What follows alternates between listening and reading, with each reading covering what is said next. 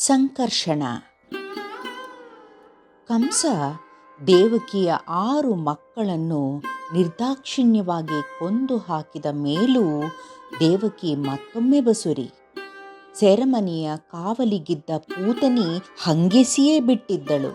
ನೀನು ಮಕ್ಕಳನ್ನ ಸಾಯಿಸೋಕ್ಕೆಂದೇ ಯಾಕೆ ಹುಟ್ಟಿಸಿಕೋತೀಯ?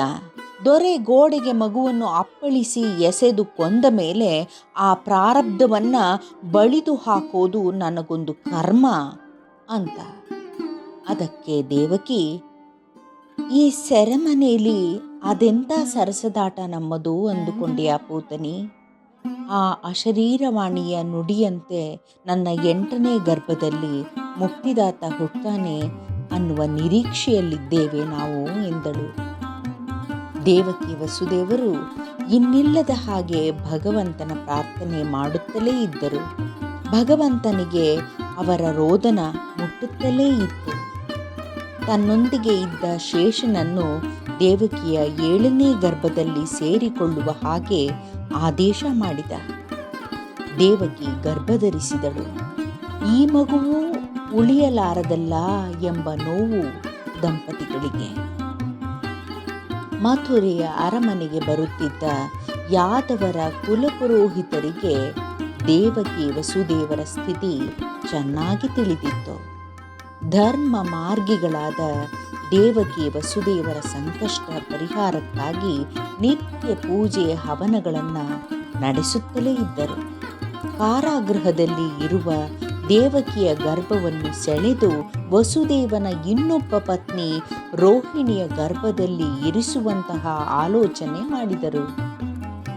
ಅಂತಹ ಪ್ರಾರ್ಥನೆ ಇಟ್ಟುಕೊಂಡು ಅವರು ಪೂಜೆಯನ್ನು ಕೈಗೊಂಡಿರಬೇಕಾದರೆ ಭಗವಂತನು ಯೋಗ ಮಾಯೆಯನ್ನು ಕರೆದು ದೇವಕಿಯ ಗರ್ಭವನ್ನು ಸೆಳೆದು ರೋಹಿಣಿಯ ಗರ್ಭದಲ್ಲಿ ಇರಿಸುವಂತೆ ಆದೇಶ ಮಾಡಿದ.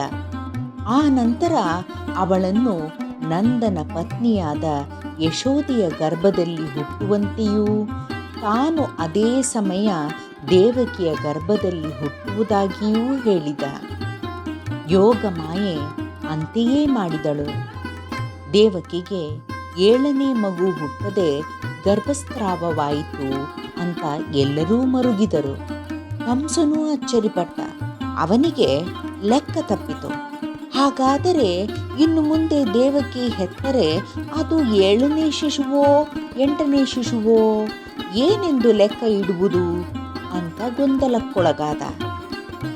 ಇದರಲ್ಲಿ ವೈರಿ ದೇವತೆಗಳ ಕೈವಾಡ ಏನಾದರೂ ಇರಬಹುದೇ ಅಂತ ಚಿಂತಿಸಿದ. ಆದರೆ ನಂದನ ಮನೆಯಲ್ಲಿ ಇದ್ದ ರೋಹಿಣಿಯ ಗರ್ಭದಿಂದ ಸುಂದರವಾದ ಗಂಡು ಮಗು ಹುಟ್ಟಿತು. ಸೆಳೆದು ಇಟ್ಟ ಶಿಶುವಾದ್ದರಿಂದ ಸಂಕರ್ಷಣ ಅಂತ ಬಲ್ಲವರು ಕರೆದರು. ಉಳಿದಂತೆ ತೇಜೋವಂತನೂ ಹುಟ್ಟುತ್ತಲೇ ಬಲಶಾಲಿಯಂತೆಯೂ ಕಂಡ ತೂಕದ ಆ ಮಗುವನ್ನು ಎಲ್ಲರೂ ಬಲರಾಮ ಎಂದು ಕರೆದರು.